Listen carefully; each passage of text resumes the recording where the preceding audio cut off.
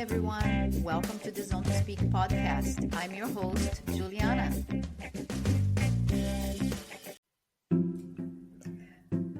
Before the episode, I have got to share one of my absolute favorite ride essentials, the Cyc Plus Smart Pump.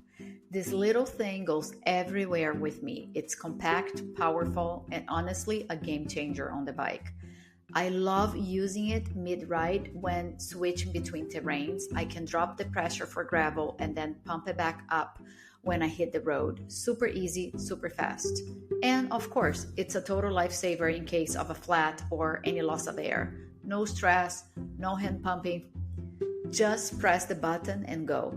You can grab yours with 10% off using my code ZONE2SPEAK. Link and details are in the episode notes. Trust me, once you try it, you won't leave for a ride without it. Cyc Plus Smart Pump. Smart, simple, and ready for any adventure. Now, let's hear it for the episode. All right, welcome back to Zone to Speak. Today's guest is someone whose work makes you stop, breathe, and feel the world differently. I'm joined by Patrícia Malhão, explorer, outdoor photographer, storyteller, and a woman who has built a life around chasing raw nature and capturing it in its most honest form. If you have seen her photography, you know exactly what I mean. Patricia's images carry the force of the elements, emotion, movement, and truth. As she documents massive swells in Nazaré, hikes remote coastlines, and travels across Portugal and beyond with her camera always ready. She's a National Geographic and Geopark West Best Photo Award winner, an ambassador for Situ Summit and Sea Shepherd, and the creative mind behind Miss Roofless. In this episode, we will dive into the stories behind the lenses, her relationship with the ocean, the realities of living an untamed, roofless lifestyle, the challenges of being a female outdoor photographer, and the physical and emotional endurance required to pursue this work. Let's get into it. Patrícia, welcome to Zone to Speak. Hi, Juliana. It was a nice presentation. Thank you. I was blushing. I was very drawn to your photography. It's really special. I mean, words fail me now. And you are also joining our first event, She Rides. So we'll meet in person. So I'm really excited. I didn't include in the intro that you're actually a cyclist. So it's all interconnected. But let's start in the beginning. How did this connection with nature begin? Was there a moment when you realized the outdoors wasn't just a passion, but your path? I was born and raised in Nazaré, the small town in Portugal that now everybody knows about it, the giant waves and stuff.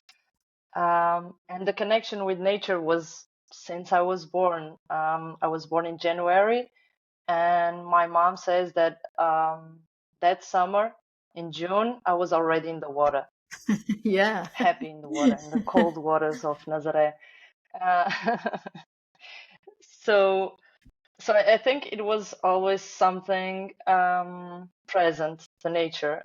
When you are born next to the ocean, like falling asleep with the waves during the winter, nature is something that always it's always there.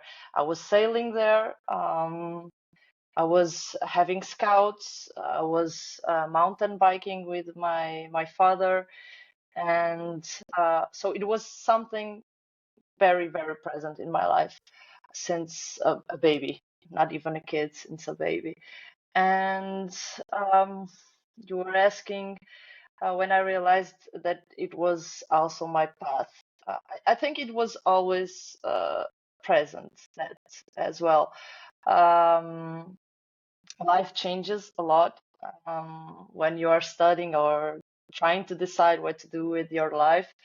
And after COVID, until then, I was working as an architect between four walls, trying to escape during the weekends.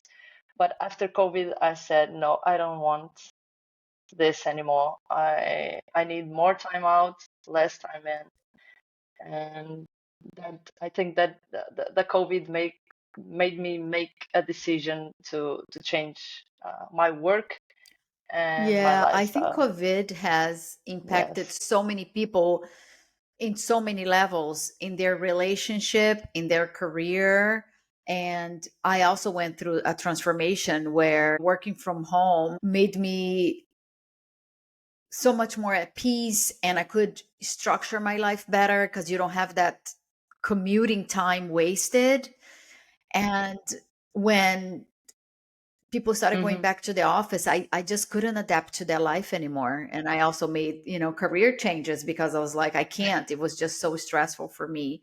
I mean, not the commute or just going to the office, a combination of a lot of things. Yeah, especially with people like us that love outdoors. I think it was kind of a trauma to be that Yeah. much indoors. I Yeah, think for sure.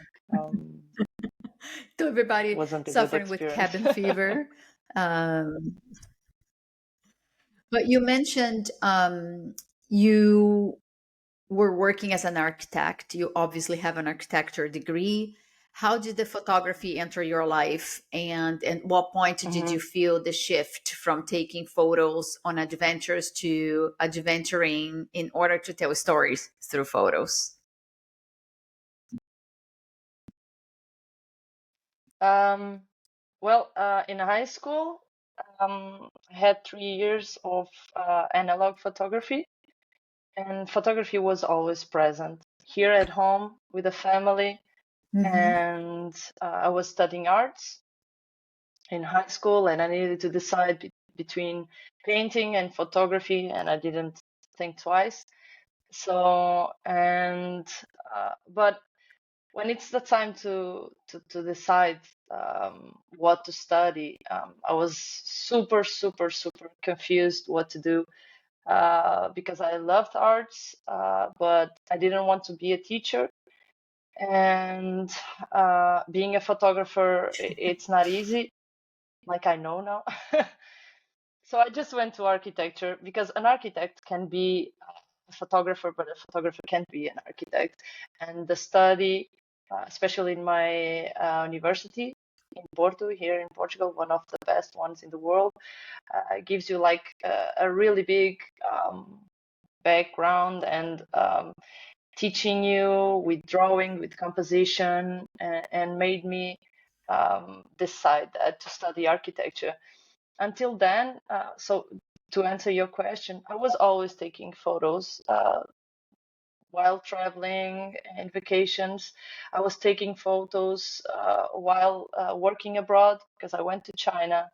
I was in Sicily before doing Erasmus. I went to Kazakhstan working as an architect too. And I was always carrying my camera, always with me. Um, and in Kazakhstan, I just saw that I wanted to report more my travelings. And while I was an architect, I was already doing this. It wasn't like being an architect and then suddenly being a photographer. It was It was interconnected. Yeah, it was part. it wasn't like a shift, a complete shift. Yeah, exactly. It was always a bit of me, and then life just changed, and I chose a path that it was like adventuring in order to tell stories through photos. Yeah, I think that Yeah, yeah, absolutely. I hope I answered Photography, your question. I guess, was the new, and you just made a career decision. And I guess with the COVID and everything, it transformed that you wanted to just do this full time now. Yeah, and I was very Hmm. confused because I didn't want it to be indoors, and I have an older sister, and she could figure it out that something was wrong. And by the time I was living in Portuguese islands in the Azores, and she just made me a question like, if you could, like, what would you work for free for your life? Like, not charging, like, not making money, just doing because you love it. Like, what's your true passion? And it was two things, traveling and photography. It was suddenly like I didn't had to think much time about it. And by that time, I just tried to figure it out how to work on it and how to survive Is that with it. how the Yeah. project Miss Roofless started? Like, it's not just a name, it's a philosophy for you. Like, what does living without a roof means to you? And how does that translate into your daily life, logistics, everything? Ah, well, the name itself came out when I was in Kazakhstan, and I wanted to post more. My photos, started a blog. My friends were like telling me to do it. They were laughing a lot with my adventures and my stories about it, how it was to live in Kazakhstan. And I was like, but I don't like my name. And I don't want to have my Instagram and blog with my personal name. And I don't know, it was during a dinner between friends, and they were like, yeah, you are an architect, you are a girl. And suddenly there was the homeless was a bit too harsh. And so it came out Miss Roofless. And it was cool. Everything was free. Gmail, websites. There was no Miss Roofless in the world. So I thought, oh, maybe that's a sign because usually you need to make like Yes. Miss Roofless, Roofless 123 on your email or something like that. And how it translates to my daily life. Well, it's not easy. We humans have that feeling that we need a home, a house, a safe place, a safe port to have. And for the last 4 years, I don't have it. My life is in boxes or in backpacks, and it's not always easy. It sounds cool for who's looking outside, but I miss my bed a lot. I miss my cat a lot, my family, my niece, my nephew, my family, friends, and um, yeah, it's not always easy um, to have your stuff, and especially with the social correct mindset to be on your Yeah. 30s, like social pressure. Oh, you are late 30s, you should have like an apartment already, stable finances, or a stable love relationship. And yeah, it's not always easy, but it's the price for being free, I guess. I'm I not like that. complaining, I'm just explaining. Uh, yeah, I mean, everything in life's a trade-off, right? You chose this lifestyle, which I'm sure there's a lot of pros, a lot of pros. It's feeding your soul and your purpose. Like, you had this reflection Yes. with your sister, and you are going after what you really want. And this is amazing. But of course, you miss having a home and you miss family.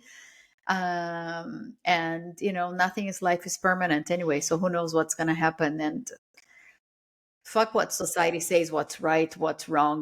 Whoever Yes. came up with that was humans just like us, and everybody needs are different, and life is always evolving. At least I think so. And that's what I try to tell my daughter too. She's getting ready to go to university, and I'm like, doesn't matter what you choose now. It's not that I don't want her to take seriously, but I just want her to know that maybe in 10 years she's going to change her mind. Like, make a Mhm. good choice, but don't be so hard on yourself. Yeah, there's a lot of pressure, I think.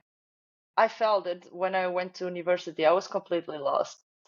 And I think it's one of the things that makes a lot of Hmm. people of our generation a bit anxious, because you are more thinking about uh, what should you choose to make money Yes. instead of what makes you happy. Yeah. And Yeah. that's sad. That's sad. But I mean, it's good that you give that freedom to your daughter, I hope so. because she will Yeah. understand later and she will be happy about it. And you said you were born and raised in Nazaré, which is the power of the ocean in Mhm. the world. How was living in Nazaré and like having this Yeah. front row seat to some of the most dramatic waves on the planet? How has this shaped your work and Mm. your mindset? Oh, a lot. Um, it really made me what I am today. I was lucky. I was a 90s child playing on the street, and my mom always says that I'm like this, and I have this tattoo. You can see the audience not, but it's a cloud with a storm Wow. because I was born in a stormy night. The light was on and off. The doors were pumping. My mom was like, "Okay, the devil is coming out." So um, it was. I think Nazaré gives you um, a lot of connection with nature and to see the beauty on it. Me and my sister, we were never scared about uh, lightnings or storms or big waves or the sound of the sea. I have friends that when they go to Praia do Norte with me, they need to go because they say that the noise is so loud of the waves breaking the shore that it gives them like anxiety and panic because they don't know how to deal with it. Um, but I was growing and I was raised with this. I was falling asleep with the sound of the waves breaking. I was going out instead of staying inside. I was going out with my parents to see the storm in the ocean. And I was during summer, I was always inside of the water. It's Nazaré, even during summer. The village beach, it's a bit tricky. There's a lot of currents. It's a lot of people have trouble with it. But I was born there. I don't remember to learn how to swim. And my first bodyboard given by my Wow. grandpa, I Wow. was only 5 years Do old. you also surf? I, I think, Wow. Cool. yeah, yeah, sure, sure, sure. I started with bodyboarding. It's better in Nazaré and it was cheaper. I always wanted like a surfboard. I was watching in Eurosport and some magazines, but here in Portugal came out a little bit late. But yeah, I was always in the water. I have a problem with my ears still now because I was really small when I had problem to be too much time inside of the water. And but yeah, I think all of this contribute for a fearless and troublemaker child, I think. Oh, I really like it how you put things. You're so deep. I like that. Yeah, I I guess. like that. Maybe I was just lucky. Maybe, maybe I was just lucky to be raised around such an amazing place and parents uh, and family. My grandpa was the craziest. He was giving my first skateboard when I Wow. was 3, my first Really bodyboard when I cool. was 5. So I think it's not Yeah, only of course, about the me, but environment everything builds around it. you as Yes. well. Yeah. Yeah. Yeah, of course. So I'm pretty let's talk sure. a little bit about the Net Geo Awards. Not something that come or should be taken Mhm. lightly. You won Best Photo Award. Can you tell me the story behind the photo? Mhm. What was happening before, after, and during that moment? It's a nice story, actually. That place, the photo, for who doesn't know the photo, it's like a piece of stone, like I don't know how you call it, but it's that it's facing the ocean, and it has the footprints of dinosaurs, and it has a person doing the same path. And that place, it's a super nice place, especially because it's wild. It's the access. It's super tricky. Hmm. It's an expert hike to arrive there. Um, And I don't know, since I discovered that place, I was like, I need to go there. And I went once, I made some photos, but the light wasn't good enough, the timing wasn't good enough, and I was facing the other side of the rock. And then I invited a friend, and she went with me. I tried to make the photos, but she was scared because the ocean was crashing the stone, and she was really scared. So we just abort and came out and back to the car. But I was with this photo, this shot in my mind, and I was like, I need to do it. I really need to do it. And then I had a friend that she was an expert hike. She's an expert hiker, and she was like, let's do it. And I was like, okay, but we need to go the other way around. The hike, it's super tricky. It's a cliff right to the rocks and the ocean. So if we fall, we fall. there's there's no second option, and you don't have connection. And yeah, we just camped the day before, and we explored the hike. We went there, and it wasn't with a drone. Some people asked me if it was with a drone. It wasn't. It was with my camera, because I was up and she was going down. I was screaming, more to the left, more to the right. and it took me a while to have it because the photo is gold. It's not post-production. It was golden hour, and which was tricky because then we needed to come back with without light. And yeah, I made the shot. I made a lot of it, and I had this shot. I was super proud of it. Maybe because it took me so long to do it. I think it was the photo that took me longer. And yeah, suddenly there was this contest, and my friends told me, "Come on, you should," because I don't have patience. I should, but I barely submit to contests. Yeah, you But should. I will try to do it more often. And thank you. And yeah, I just applied, and I knew that I was one of the selected ones because it was like 3 categories to submit, and I did it for the 3 of them. And my friends were there, obviously, and but it was weird because there was the first category, and it wasn't me, the winner. The second, it wasn't me. The third, and my friends were like, "Come on, they have sent you an email saying that you were Maybe one it's a of the winners." I mistake. said, "I'm sorry, but maybe there was something. Yeah, something went wrong. I don't know, maybe a mistake." And then in the end, it was like I didn't know that it was this prize. It was like the best photo of all of them, the great award Wow. of all of them, not in the category. So I was like, oh my goodness. And yeah, and that's the story.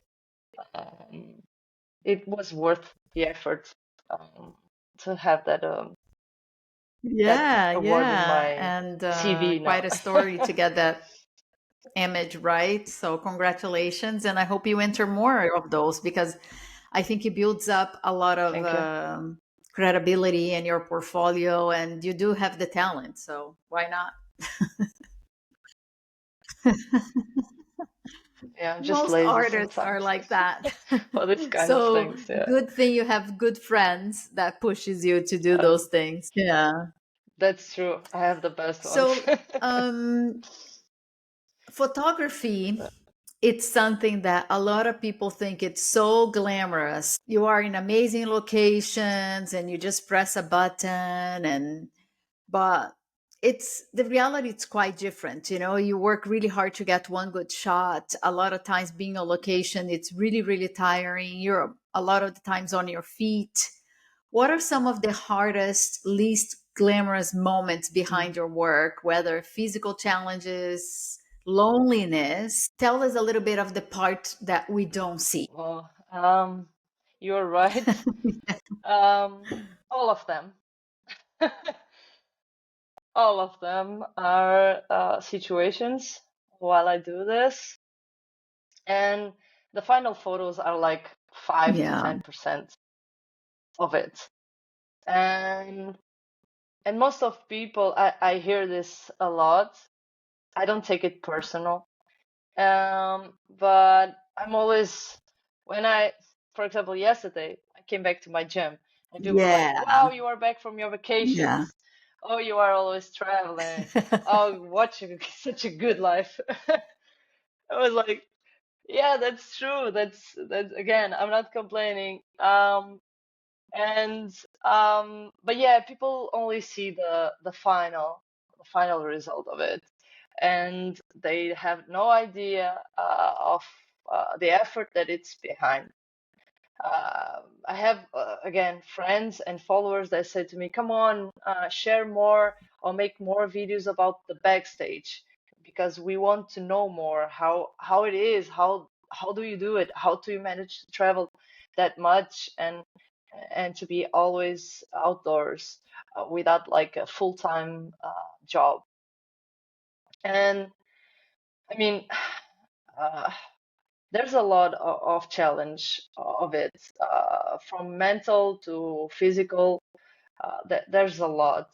Um, I think that the first begins with the mental. We are in our comfort zones, and to start going outside, to put all the money that you have in your bank account and just say, screw it, let's Yeah. do it. It takes a lot of courage to go to the unknown, and with it also comes like uh, you need to manage. And I used to say I prefer to earn less, and then I don't spend more than what I can, and moments like least glamorous would be like eating nuts and noodles, instant noodles for a week if I need to, of losing weight, of losing my physical shape or losing muscle, uh, to do that. And being cold, being far from my friends and my family, um, sleeping alone in tents, not having a relationship. I didn't find a soulmate that could manage this kind of lifestyle. And with it, it happens a lot of other things. This year in the Moroccos, in the middle of a desert, I could drown my camera in a oasis. Yes, Oh I lost like no. 3K in gear, You dropped the camera and and it yeah, it was terrible. This year was, oh my it goodness. felt Your heart just into the dropped. water. You stopped breathing. Yes, I Oh was my in, goodness. yeah, and it was on the first day was traveling, and it was the second day in the morning. Did So you then I have a was four backup more days in the camera? desert and without a camera. Shoot. No, I didn't had it, and yeah, now I will. But when you carry your gear, you think about every gram, and that it's another. Oh, Exactly. And it was, so yeah, there's a lot of moments and sacrifices you need to do, um, that people don't see. Maybe I need to share it more. I don't know. Uh, but yeah, it's not always bright. yeah. Yeah. Yeah. All the elements, especially if you're shooting outdoors. Yeah. Um, Speaking of the environment in photography, representation in this field is still limited. How has your experience been navigating the outdoor photography world as a woman? Have you faced barriers, expectations, or any type of unique pressures? I know there was a lot of talk. When was it? I think it was the Olympics, right? That there were like 80% or 90% were male photographers. And then a lot of people are saying, oh, but the equipment is really heavy. A woman Hmm. won't do it. Um, so, how has your experience been? Hmm. I'm not Bad. surprised and also not happy to hear. I'm not. Yeah, I'm not gonna lie. but fortunately had the architect background on that. Both careers as an architect or as a photographer are like male field. With photography, it's the same. During the Olympics, they made like news and articles about it, and which was great. And then there was other studies. There's some pages that I follow, and I could see that actually there's more female photographers than men. But then the ones that you see in magazines or in channels or in blogs How are male come? ones. So you are like, how can you explain this? How can you explain this? And in the beginning, when I started photography, I was trying to have my photos on National Geographic Portugal or other magazines, and I wasn't giving like there was no answers, there was no um, replies or feedbacks. It was tough. Then I was checking their Instagram, and you could just scroll, seeing the credits on the photos, mail, mail, mail, mail, mail, mail, mail, and I was like, come on, this is not a coincidence. Of And course. I was a bit mad at that time. No, yeah, and now I try to be a little bit more chill about it. And but that time I made a post that was called "Girls Can Shoot Too," and I have sent messages to these kind of magazines, and I never had an answer.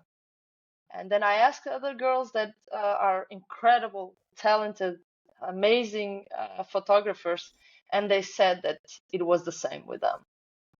And it's not only on magazines, it's also in contests. There was a contest last year. A big friend of mine, he is a guy, and he told me there's this contest that's he also makes some photos. He's not a photographer, but he loves nature and takes a lot of nice photos. And it was like, yeah, let's do it together. I said, yeah, sure. So I submitted, he submitted, and he was like, I don't have any chance next to you, but let's do it. And in the end, he had like an honor Wow. mention, and I didn't have anything. And all the winners were male. And he was telling me, next time, please change your name.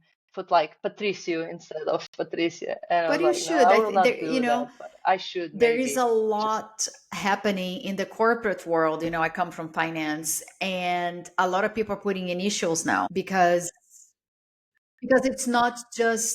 um it's not just male, female. It's also like, I'm Latina, so having a Latin last name. There's so much, like I'm aging, so I hear also a lot of people are taking out the day of their graduation from their CV as well, so people won't know that you're like over 40 or in yeah, your 50s or what. I mean, it's crazy what we all have to navigate, right? Not just women. There's ageism and racism. It's so sad. I just really hope no one gives up and yes. continue to fight this battle together, and there's a shift. There has to be a shift. Yeah, I hope so too. It has. Now you have more contests, like only female contests and this kind of stuff that Yeah, to at least to promote their work, to show the world there's more talent female photographers than people know. Um, and I hope this me will get too. better. Well, on She And Rides and Women Bikepack yeah. Portugal event coming up first weekend in December, you are you are our Hmm. photographer, volunteer, because it's a free event, so we don't have any budget. Hopefully, one day we'll be able to pay you. But I mean, I know you're there also to enjoy yourself, but we'll take any image that Yeah. you can share with us. Really look forward to having you there. How has it been? Like, I mean, I know you have always been sporty, as you said. When did you start actually doing more long distance on the bike? Well, first of all, it's a pleasure to be a photographer in an event like Women Backpacking. I think we should all support each other. You are doing a lot for it.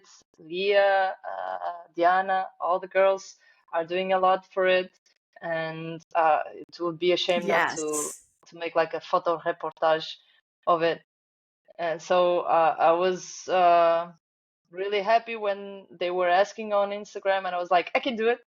Um, and I came back from Sicily earlier just to be on the event, and yes, but I was super happy about it. Um, Long distance. Well, um, I'm not like a long distance or ultra cyclist, not at all.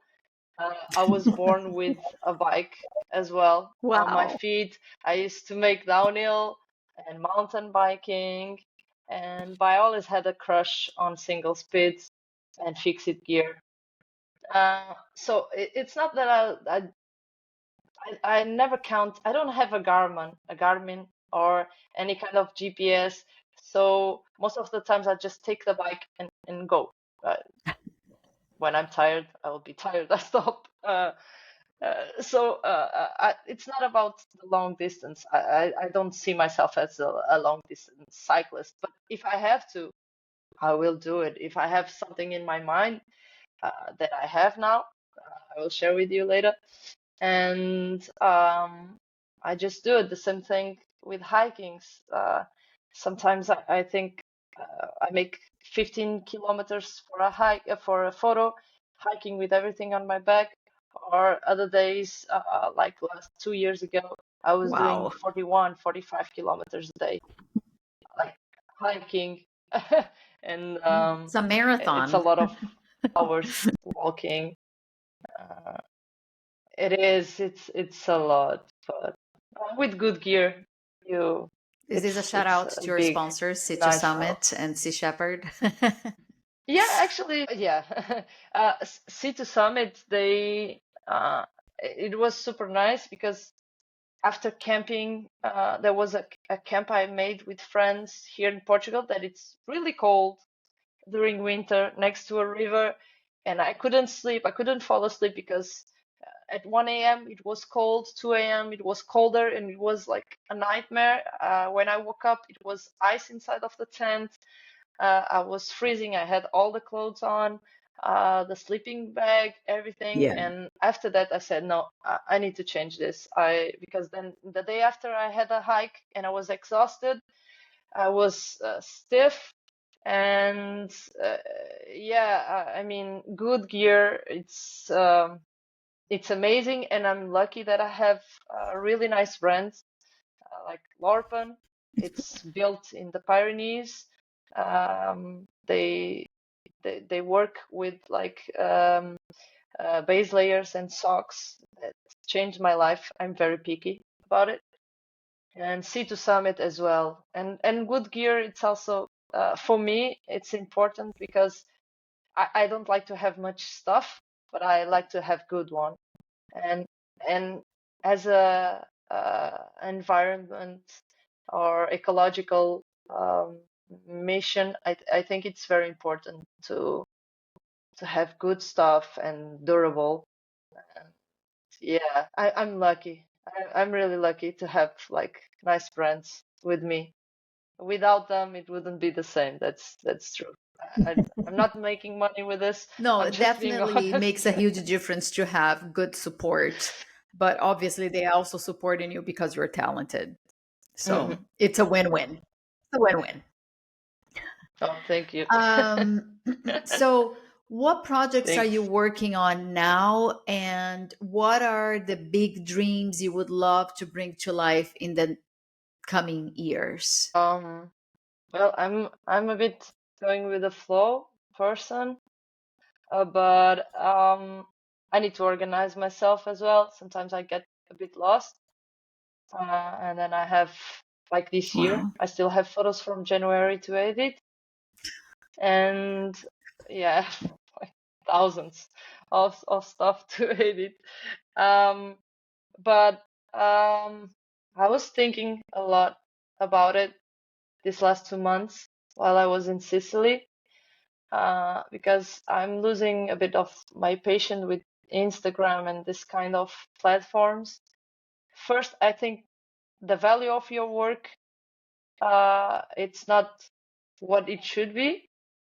And I was printing some photos I made there, and when I saw them like printed in a frame, it was like, damn, this is the deal. Not scrolling, not seeing in a small tiny Yeah. screen of a smartphone.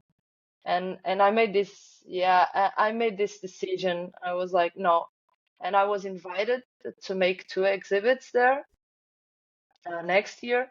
And I was like, yeah, this is what I want to do. I want to show people my work in full uh, size and quality, and so the person could like really see the quality of the photo. And that's the first main thing, for at least for 2026, next year. It's to make more exhibits and create a physical archive of my work.